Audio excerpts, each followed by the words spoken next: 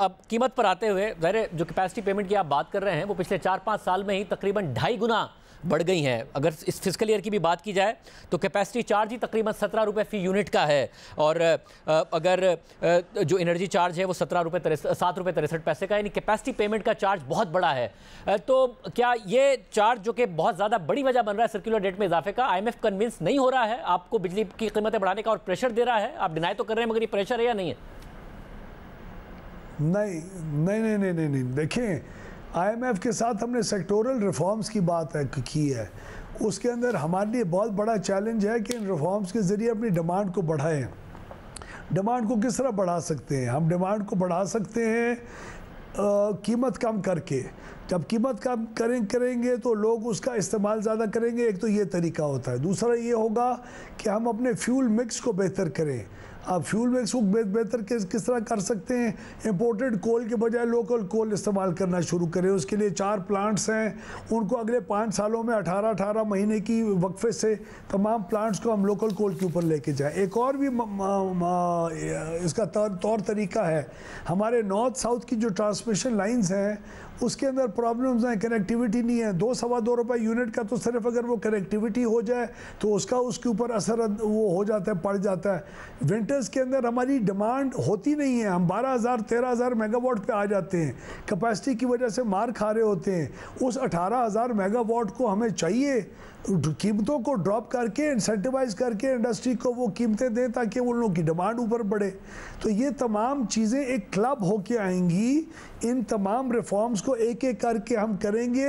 हर reform के initiative की वजह से कहीं 2 रुपये यूनिट हमें मिलेगा, कहीं 3 रुपये यूनिट का असर पड़ेगा, उससे कीमतें कम आएंगी, उससे डिमांड ऊपर बढ़ेगी, ये जो कैपेसिटी होगी। ये जो प्लान है, और भी मैं आपको इशू बताऊं, ये जो प्लान है, मगर मसला है कि ये जो प्लान है उसके लिए IMF का कन्विंस होना बहुत ज़रूरी है। माजी में भी हुकूमतों ने बहुत बड़े बड़े दावे किए हैं कि हम डिस्ट्रीब्यूशन को इंप्रूव करेंगे, कलेक्टिव पनिशमेंट ख़त्म करेंगे, इतनी बिजली मौजूद है, लोड शेडिंग नहीं होनी चाहिए, इसलिए चोरी को ख़त्म करके यकीनी बनाए। हुआ नहीं कुछ। तो IMF का भरोसा नहीं रहा है पिछले कई सालों में पाकिस्तान के साथ डील करके। आप ये कह रहे हैं ये प्लान आप IMF के सामने रख रहे हैं और वो मान भी रहा है कि हाँ जी आप बिजली की कीमतों में इजाफा ना करें, इस प्लान पर अमल करें, हम नए प्रोग्राम की तरफ चले जाएंगे आपके साथ।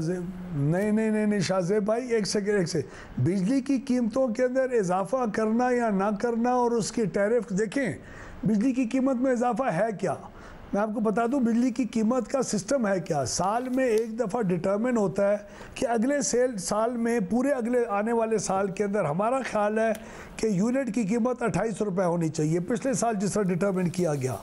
उसके बाद QTA और FCA 2 चीज़ें होती है, यानी इंटरेस्ट रेट, फ्यूल की कीमत, कैपेसिटी का इस्तेमाल होना। इनकी वजह से आप देख रहे हैं हर महीने और हर 3 महीने में टैरिफ की एडजस्टमेंट होती है। कभी 4 रुपये ऊपर जाता है, कभी 3 रुपये नीचे आता है। वो इंटरनेशनल हालात, आपके मुल्क के इंटरेस्ट रेट्स, आपकी इन्फ्लेशन, आपका CPI, अमेरिका का CPI, क्योंकि आपने डॉलर टर्म्स में लोन्स लिए होते हैं, उसकी वजह से आपकी कीमतों के अंदर ऊपर नीचे होती है। अभी जो साल के एंड में या जून या जुलाई में अगले पूरे साल के लिए जो पूरा रेट डिटरमिन होगा, उसमें IMF का कोई लेना देना नहीं है, कोई ताल्लुक नहीं है। हमने अपने इसलिए ताल्लुक है कि IMF 10 अरब रुपए से ऊपर नहीं जाने देना। IMF बैलेंस शीट देखता है ना कि हुकूमत को कितने लॉसेस का सामना होगा, हुकूमत कितनी सब्सिडीज देगी, सब्सिडीज कम करके सर्कुलर डेट को कंट्रोल करेगी। सर्कुलर डेट पे तो मुसलसल IMF ने सवाल पूछा है, उसका तो हमेशा से ताल्लुक रहा है। अब मसला ये है, जैसा आपने कहा कि पिछले साल के लिए सवाल कर लूँ, मुझे सवाल प्रेस करने दीजिएगा। इस माली साल के लिए जो रेवेन्यू रिक्वायरमेंट थी पावर डिवीजन की वो थी 3281 अरब रुपए। अगले माली साल के लिए क्योंकि कैपेसिटी पेमेंट भी बढ़ जाएंगी, एनर्जी चार्ज भी, तो रिक्वायरमेंट है 4000 अरब रुपए, 4 ट्रिलियन, यानी कि तकरीबन 25% आपकी रेवेन्यू रिक्वायरमेंट ज़्यादा होगी। अब ये 25% जो इजाफी रेवेन्यू रिक्वायरमेंट है, या आप IMF को कैसे कन्विंस करेंगे कि आप बिजली की कीमतों में इजाफा किए बगैर इसे पूरा कर लेंगे?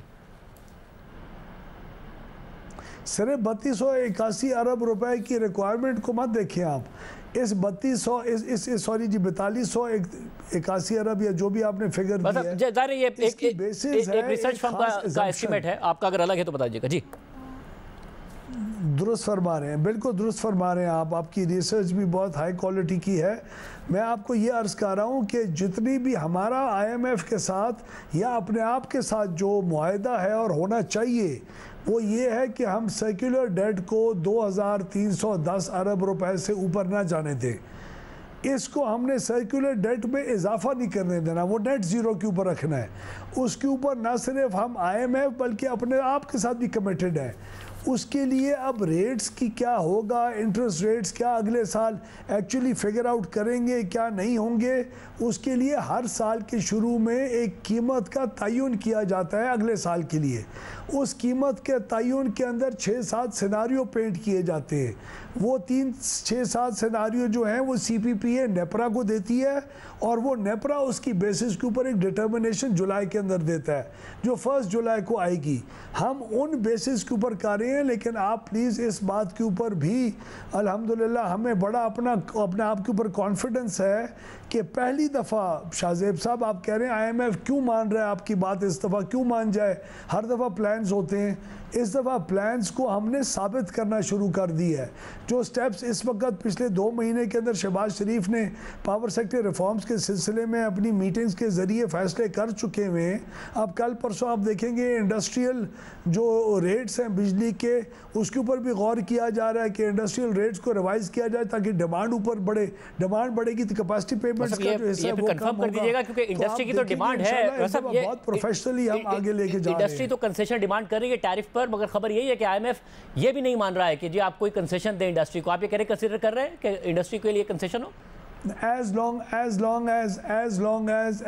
as आप कोई ज़्यादा जी सब्सिडीज़ ना उसके ऊपर सब्सिडी के अमाउंट अपनी ना बढ़ाए।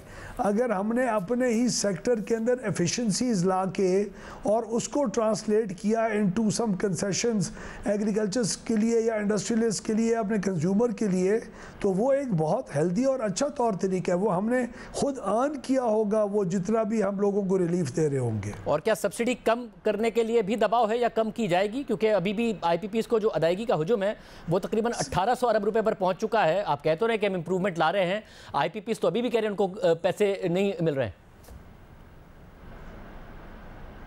पैसे दिए जा रहे हैं नहीं, तकरीबन 87% तो उनकी पेमेंट्स हो रही हैं।